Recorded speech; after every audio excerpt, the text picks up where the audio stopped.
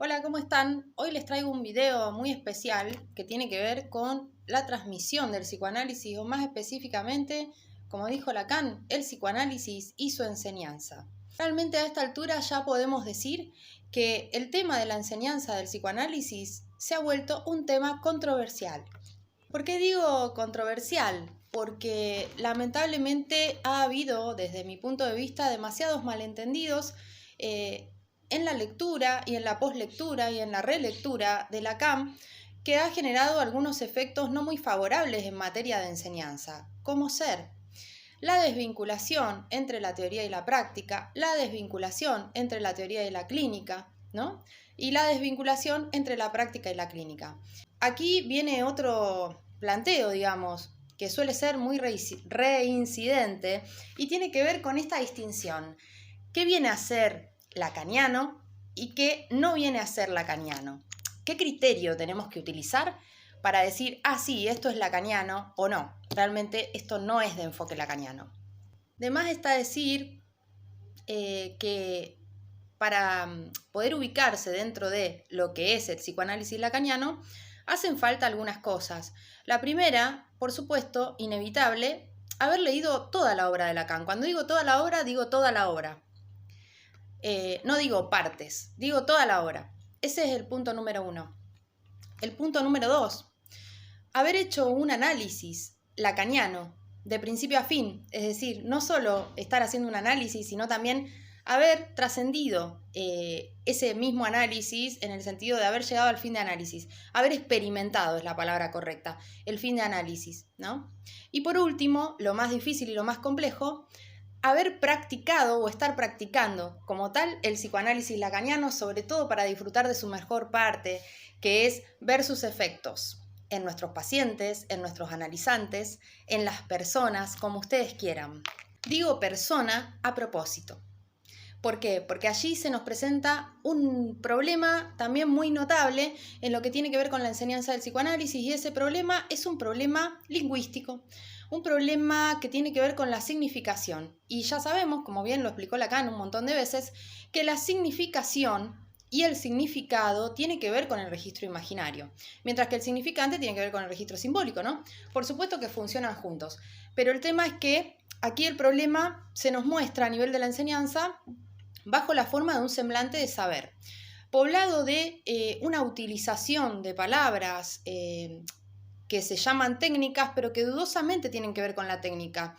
Desde mi punto de vista, esas palabras no responden a ningún tecnicismo, sino más bien a una repetición bastante ciega y acéfala de la letra de Lacan.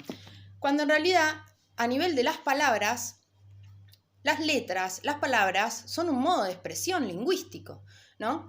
Lo que subyace, que sí es muy importante, es la lógica. Entonces, ese es nuestro criterio, o al menos el que yo les propongo, para poder diferenciar qué es lacaniano y qué no es lacaniano. Bueno, la lógica. ¿Está la lógica lacaniana allí presente o no lo está? La lógica lacaniana, entonces, opera más allá de las palabras que utilicemos, más allá de que yo diga que soy psicóloga, más allá de que uno porte o no porte un semblante de saber, más allá de que me vista de color gris o me vista de todos colores, la lógica lacaniana es algo que opera y que por lo tanto produce efectos, porque no hay que olvidar que el psicoanálisis lacaniano no es en sí una teoría pura, no es en sí una filosofía, y menos una filosofía de vida. No le enseña a vivir a nadie. El psicoanálisis lacaniano es una práctica de la subjetividad, que le da un protagonismo mayor a la subjetividad de época. Que no hay que olvidar que Lacan siempre nos recomendaba contextualizar al sujeto en la época. Entonces, digamos que yo observo dos vertientes, ¿no? Bastante presentes. No quiero hablar demasiado de eso, pero yo voy a hablar de mi vertiente. Mi vertiente es lacaniana en el sentido de que siempre apunto a contextualizar al sujeto en la época que habita. Y entonces por ahí podemos observar que algunas discursivas que tienen que ver con la enseñanza del psicoanálisis relativizan demasiado los términos o simplemente repiten algunas frases, algunos términos, algunos conceptos, sin prestarle atención al anudamiento ¿no?, a la noción de estructura misma propuesta por Jacques Lacan, que fue simplemente el nudo borromeo, ¿no?, en definitiva. Un nudo de 3 que está solidificado, podríamos decir, la palabra que él utiliza es sustancializado por el cuarto, llamado sintón. Con esto quiero decir que la lógica lacaniana opera según el nudo borromeo, compuesto por 3 registros y un cuarto que aloja, sustancializa la singularidad máxima de un sujeto hablante. Para ir cerrando, les recorté algunas frases que dan cuenta de lo que estoy diciendo. La primera que les recorté pertenece al texto La Tercera, yo lo tengo en Intervención y Textos 2, y dice así, dice, soy un payaso, sigan el ejemplo y no me imiten. Esa es una. Otra de las frases, muy importante, que la encuentran en El psicoanálisis y su enseñanza, texto que les recomiendo de Escritos 1, y dice Lacan, todo retorno a Freud que dé materia a una enseñanza digna de este nombre se producirá únicamente por la vía por la que la verdad más escondida se manifiesta en las revoluciones de la cultura. La cultura, hago el énfasis ahí. Esta vía es la única formación que podemos pretender transmitir a aquellos que nos siguen. Se llama un estilo. Se llama un estilo.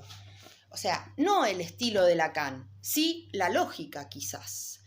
Y no porque nos guste, sino por la operatividad que tiene a la hora de abordar la subjetividad humana. Para ir cerrando, les propongo un breve ejemplo, que a este ejemplito lo van a encontrar en Reseñas de Enseñanza. Le voy a leer la frase textual de Lacan. Dice, que haya inconsciente quiere decir que hay saber sin sujeto. El descubrimiento sobrevive porque ese saber, a la postre, se comprueba solo por ser legible.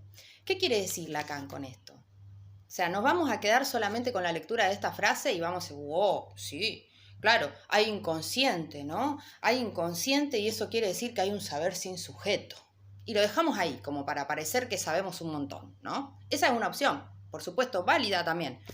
Pero acá, ¿qué quiere decir Lacan? Porque yo creo que el trabajo importantísimo es no solo poder traducir con nuestras propias palabras lo que el tipo quiso decir, sino también contextualizarlo en nuestros tiempos, ¿verdad?